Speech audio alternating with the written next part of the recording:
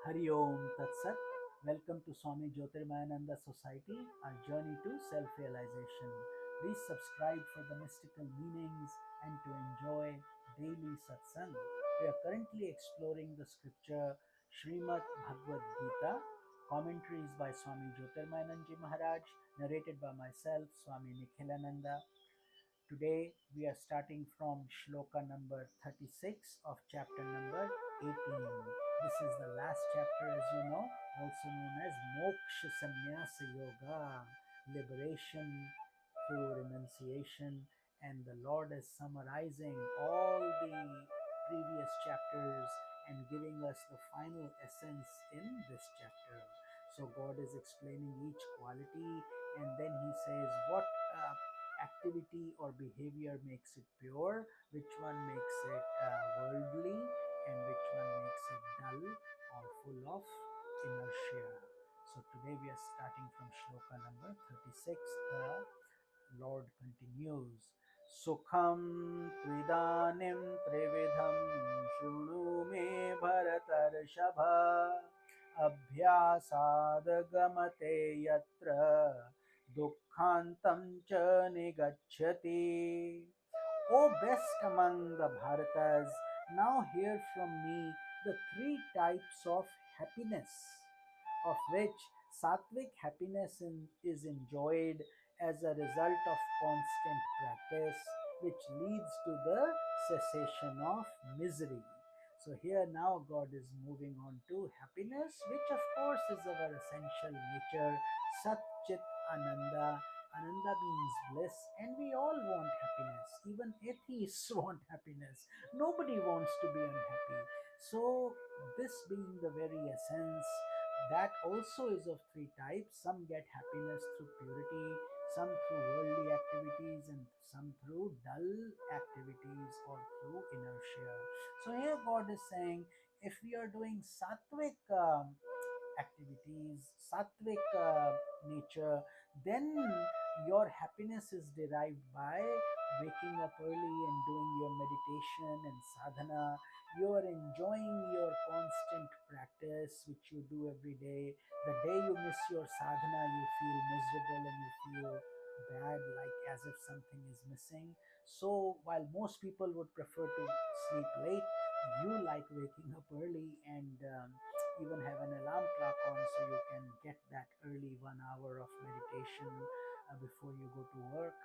If those things are starting to happen, then that is known as being sattvic, and then that happiness cannot be replaced with any amount of money. It is a certain joy which leads to the cessation of all misery over time, because with intensification of sattva we can even transcend time and space. That is God's blessings and promise.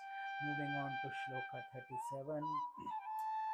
यदत्तग्रे विषमेव परिणामे अमृतोपमम् तत्सुखं सात्विकं प्रोक्तम् आत्मबुद्धिप्रसादजम्.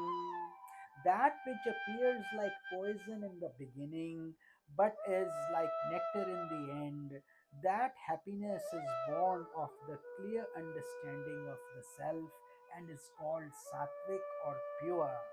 So here God is again emphasizing on the glory of sattva or purity, and he's saying it's very hard initially to pull yourself when it's cold and wintry in the morning to wake up at 4 a.m. because you may want to sleep late if you're new to this process, because the mind will constantly try to take you to your old patterns. So this is why God is saying it appears like poison. Not that it is poison, it is really nectar all the while, but because our senses are not used to this change, they are not used to this structure, they feel it's like poison. And in the beginning, God says, but it becomes nectar in the end, because once you start enjoying the extract, it becomes pure bliss, and you then look forward to uh, doing it more and more. Nobody has to tell you to wake up early, you want to do it, and the day you miss it, you have you miss it so much, you feel something's missing out of your life. And that is what God means, because then you feel you didn't taste that nectar today. That's why you miss it, because that joy, that bliss that trickles down, you lost that opportunity, whatever the reason. Maybe you had a early meeting, or you just slept late that night or something. So you try to then further resolve it, further change your approach, so you can maintain your sattva to the extent possible. Because when you clearly understand the goal, and when the self starts becoming purified, that sattva naturally is the resultant. It's because of sattva that all these things have started to happen. So this is what God is guiding us. So those of you who are struggling in your practice, who thinks it's too hard, just know that it's just the beginning stage. Like anything in life, whether you're learning how to ride a bicycle, or learning how to drive, or learning an instrument, it is difficult in the beginning, but with practice it gets better, and then you have mastery over it. So here God is saying, continue on your journey of sattva, don't give up hope, but know that it will become a blissful journey as you make progress. Shloka 38. Lord continues, Vishayendriya Sanyogadyatadgre Amritopamam Pariname Vishamida Tat Sukham Rajasam Smritam.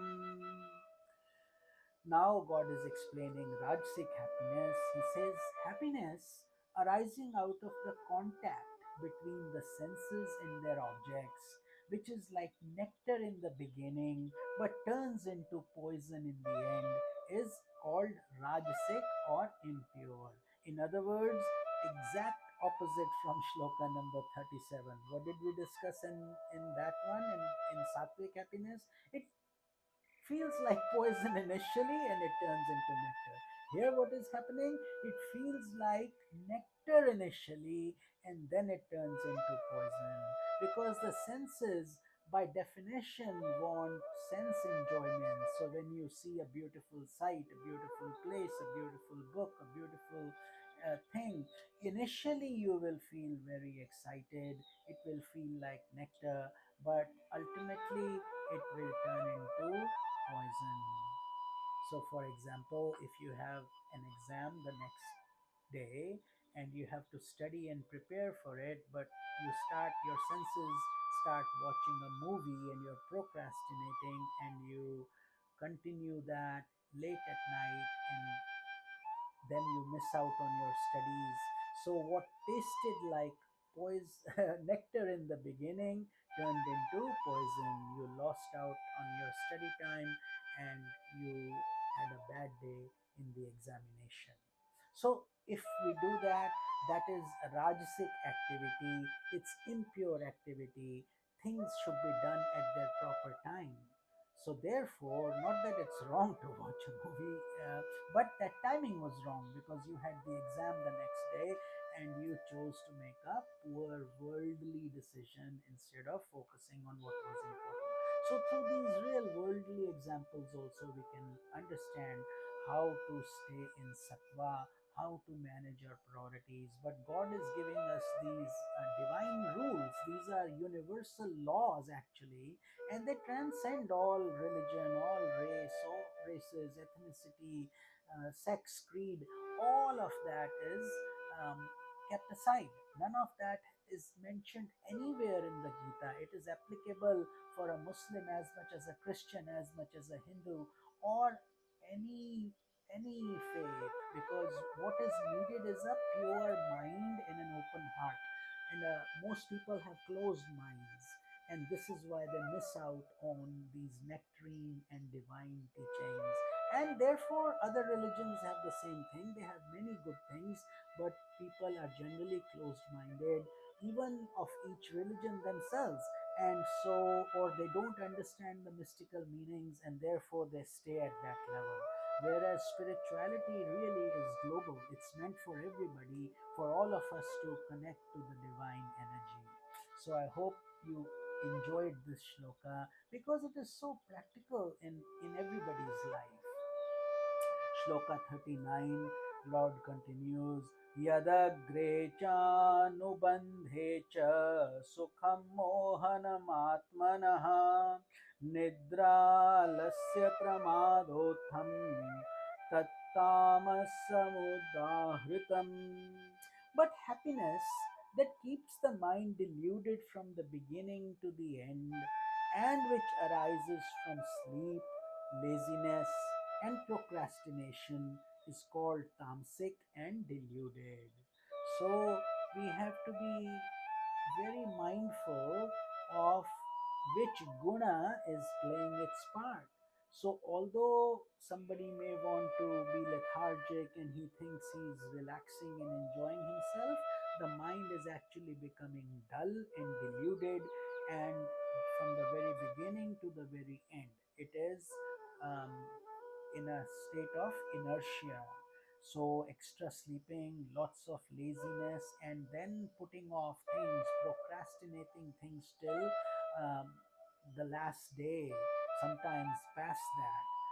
So many people on the April 15, the last tax day, are busy in post offices and everything, trying at the very last minute. Whereas all this time they had so much time to be able to plan ahead, but they did not.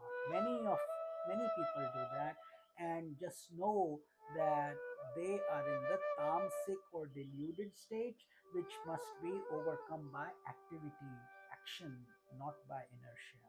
So moving on to shloka number 40, natadasti prithviyam va divi deveshu va punaha सत्वं प्रकृतिजैर्मुक्तं यदेभिः स्यात् त्रिभिर्गुणैः. On this earth, among the mortals as well as the heavenly worlds among the gods, there is no entity that is devoid of the three gunas or modes of nature arising out of Prakriti or nature.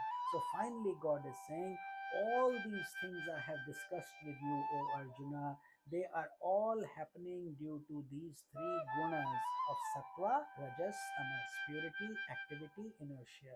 So it's imperative we understand that properly, especially those of us who want to be sattvic and who want to attain self realization or attain enlightenment. And it is possible to do it in this very life, but we have to have clarity of our fundamentals, we have to have persistence and faith. So, with that, God is here saying all 14 lokas, all the cosmic systems, wherever there is a life form, everything is impacted by these three gunas. So, with this, we conclude our satsang for today. We will continue this journey with shloka number 41 in tomorrow's satsang. This is Swami Nikhilananda. Hari Om Tat Sat.